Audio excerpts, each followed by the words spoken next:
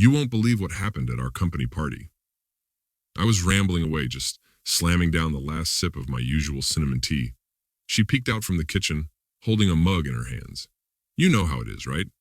Corporate event. Let's drink to the company, to friendship, to the future, and to everything else in the world. In short, we raised our glasses to both the possible and the impossible.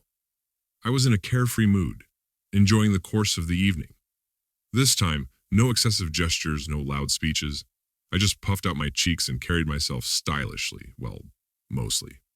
She raised an eyebrow, took a sip from her mug like she was at a funeral, her expression somewhere between mild curiosity and a touch of condescension. So I kept going, feeling like the star of a bad play. You know, Anna, my colleagues are all eyes on me. Seriously, one's more stunning than the next. Oh, who's that? Marina from accounting? She grinned, eyes twinkling. She's always confusing her folders with spreadsheets. Don't you like her? I teased back. What do you mean? She asked, puzzled. I feigned resentment. No. She practically lives in the office, not my type. And what about Sylvia from HR? I let out a dramatic side-eye, as if reminiscing about some wild story. She comes up to me in a red dress and starts flirting, openly. Anna snorted, but her smile faltered a little. You're the Casanova of our time, aren't you? Well, of course. At first I held back, but then I didn't even realize when I was captivated by her charms. It was at that moment that I realized it was time to put an end to this whole joke and give it a chance. But something in her face made me stop.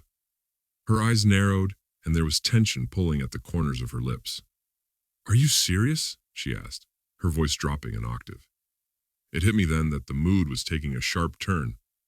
All right, I spread my hands, swaying a little. I paused in the kitchen for a moment, trying to figure out what was going on. But then I followed her anyway. Anna was sitting on the couch in the living room, pulling her legs up and wrapping herself in a blanket. Andrew, she began, her eyes fixed somewhere over my shoulder.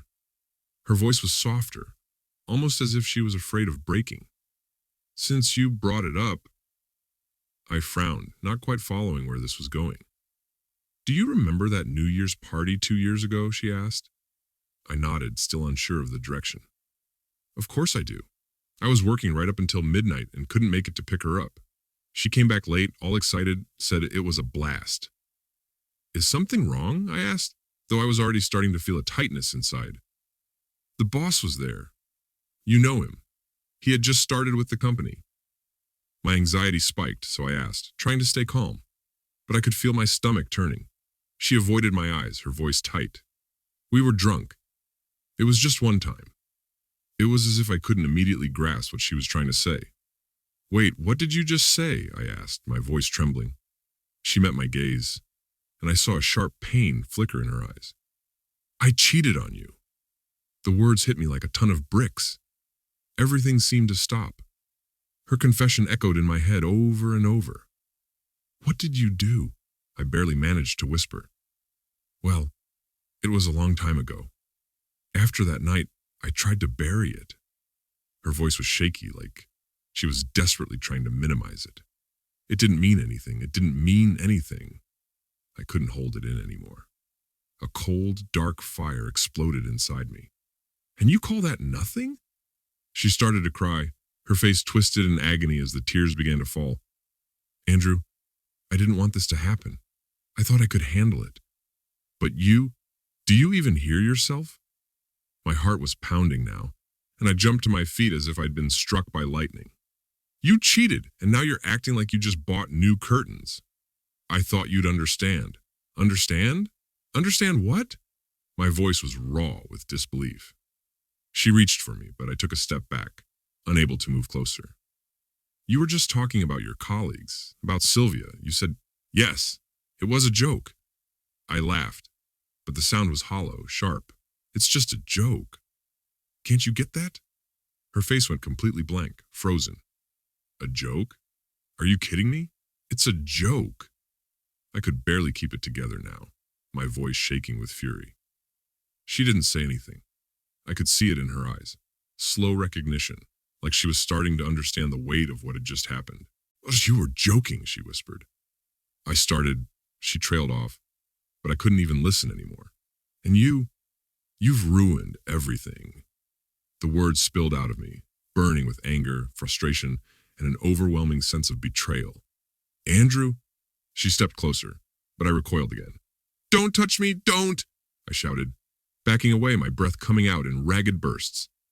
She covered her face with her hands, trying to shield herself from the storm between us. But I want to fix this, I swear. Fix it? Do you really think you can fix this? I was shaking, my whole body tense with the weight of everything that had just exploded between us. I grabbed my jacket off the chair, pulling it on roughly as I made my way to the door.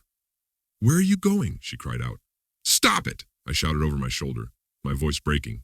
And without another word, I slammed the door behind me. The glass in the frame rattled and the noise echoed through the empty hallway. It was cold outside, biting right through my jacket, making my fingers feel numb. But I barely even registered the chill. The city around me buzzed with its own pulse. Distant hums of cars, lights glowing softly in windows, the warm yellow glow of homes filled with life. And here I was, standing alone in an empty alley, staring down at the asphalt. It looked so dark, so smooth, almost unnatural in its shine. We had been together for 8 years of what I thought was a solid, honest relationship, with Anna being everything to me, my home, my rock, my unwavering support. But now it all felt like some kind of cruel joke, a twisted illusion that had been shattered. I thought back to when we first met. She worked at a bookstore, and I had asked her for help picking out a gift for my nephew. She laughed, genuinely, openly, without a care in the world. Her laugh had been so pure, so real. But how did we end up here? The same question kept cycling in my mind. Why? Why did she do it? And why didn't she tell me before? Why is it only coming to light now when I've been playing the fool this whole time? Or maybe it's me. Maybe I worked too much and didn't pay enough attention. But then again, no. This was her choice. Her decision. A lump caught in my throat. I had always believed in her. Believed in us. Now everything felt like a sick joke. And tomorrow, I don't even know what's going to happen. Cheating Secrets podcast like me.